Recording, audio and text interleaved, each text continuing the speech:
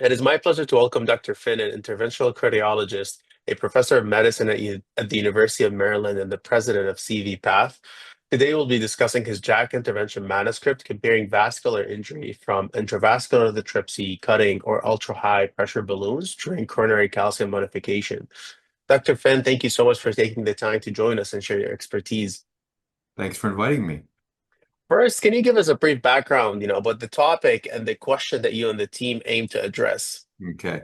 Abdullah, as you know, calcium is constantly encountered in coronary intervention, and it's a significant, negative factor in terms of how we prepare lesions. I think it's very difficult to prepare lesions with a normal pre-dilatation balloon if they're heavily calcified. So therefore, we've really gotten more specialized in lesion prep. And we have many more options than when I was a fellow going through interventional fellowship now than we used to have. But the question remains, which is the best option? How do we adequately prepare lesions for stents?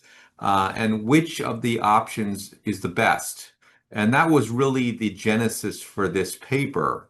As you know, we have intravascular lithotripsy, was recently came out in the clinic. We've got ultra-high pressure balloons. We've got cutting balloons. Those are all used to prepare lesions. And I'm not sure what the basis of choosing one versus the other really is for interventionals. Maybe it's just familiarity.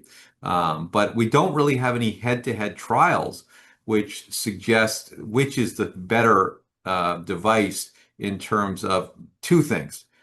Efficacy, which device is best at fracturing calcium and creating a better lumen, and Mhm. secondly, safety, which can do it without causing significant tears in the arterial wall.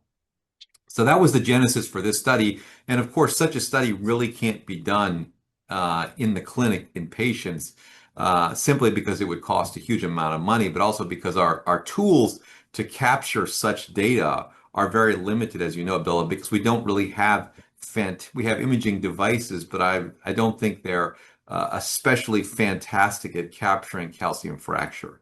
So that was the genesis for this study. And I guess I could review the methodology if you'd like me to, or I'm happy to keep going. Yeah, no, absolutely. This is very nice, and I think you touched upon a very important aspect of, how do you choose between these tools? And, from clinical practice, it's a lot of the time style, preference, or experience, Yeah. but we don't have a lot of data. Tell us about the methods, tell us about the results. I think Yeah. it's a very exciting study. Thank you. Well, I think the methodology is also very special here because we used very specific tools to measure how we can detect fracture. Now, the study was done in cadaveric hearts. So Mm. these were decedents that we had selected the hearts because they had heavy calcium. And we basically did this all in fresh cadaver heart tissue. We selected lesions among 6 cadaver hearts.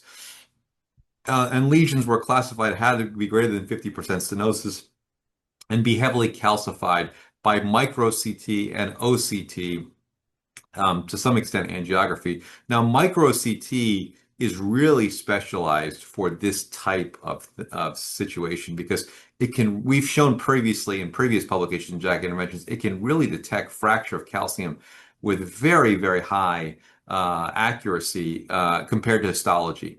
And in this study, we really randomized the lesions of 6 cadaver hearts to one of 3 devices: intravascular lithotripsy using 120 pulses, ultra-high pressure balloon using the IFU, as well as cutting balloon. So they were randomized to those 3 devices, and they underwent, I should say, pre-device intervention. They underwent micro CT, OCT, and then after the intervention, they again got micro CT, OCT, and then they finally were sent for histology to confirm fractures. Perfect. Can you share the result of this? Sure. So, what was really most interesting about the study were a few things. Of course, we used OCT to image the fractures and compare the fracture detection accuracy to that of a micro CT or histology. Now, I should say, first of all, micro CT and histology had 100% agreement on fracture. So it Mhm. just shows you how good detection is by micro CT. It's as good as histology, which is pretty impressive. The main gist of the findings were that all devices did achieve fracture to a fairly decent extent overall, mm, mm, but the IVL was the best at achieving fracture without significant medial injury. Medial injury was seen in the majority of fractures that occurred with ultra-high pressure balloon and Wolverine, whereas it mm, was seen in a minority of fractures with IVL. mm, So the message in the study, as much as you can make a message, is that all the devices are fairly decent at achieving fracture, but achieving fracture without arterial injury, probably IVL is the best in terms of this technique. And we did sub-study. We also looked at the type of calcium, concentric or eccentric, 100 greater than 180 degrees, less than 180 degrees, and we said, hey, how do these devices perform in this type of situation with calcium? In concentric calcium, IVL was very good. It was almost mm, 100% accurate in terms of fractures and produced very little medial injury. The other devices were effective at producing fracture, but they produced fracture with a much higher rate of medial injury, as I said before in the initial findings. mm, And the findings for eccentric calcium, of the devices, IVL did the best in eccentric calcium. The other ones didn't do so well and oftentimes didn't produce fracture in eccentric calcium and also oftentimes produced injury. So, and then the last thing I wanted to comment on, Abdullah, of course, is the fact that we use imaging frequently to detect fracture. We always like mm, to see how did our intervention do. It actually mm, turns out OCT in this particular study did not do very well. It was detecting fractures in less than 50% of cases where they actually existed. So, mm. our imaging techniques are not that good. And if you don't see fracture after, for instance, an IVL, doesn't mean it doesn't exist. It just means that the device you're using to detect the fracture probably wasn't as accurate for detecting fracture. Perfect. Very nice. And again, I think very exciting results that, some validate what we thought we knew from a clinical standpoint and others are completely new. How do you think we should, move forward, or what's your takeaway message for the clinicians or the next steps from this? Well, I mean, having used IVL many times, Mm, knowing a lot of the details of IVL, I'm actually pretty pleased that the mm, IVL was able to produce fracture with fairly high efficiency and mm, not cause injury.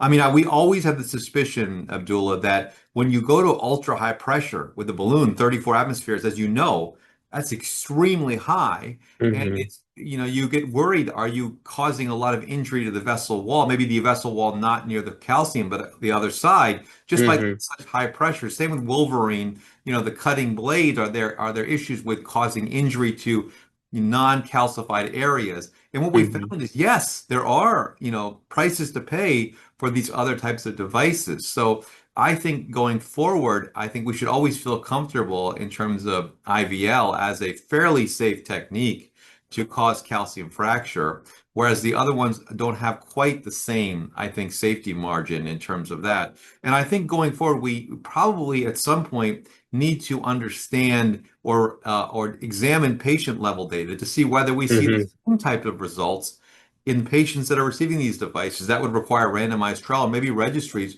would be important at really, bearing out the results of this study, which is really a cadaver study, as you know. I 100% agree. Thank you so much, Dr. Finn, for your time. And I invite everyone to go over the full manuscript published in this issue of JACC Interventions. Thanks again, Dr. Finn. Thank you, Abdullah. Excellent interview.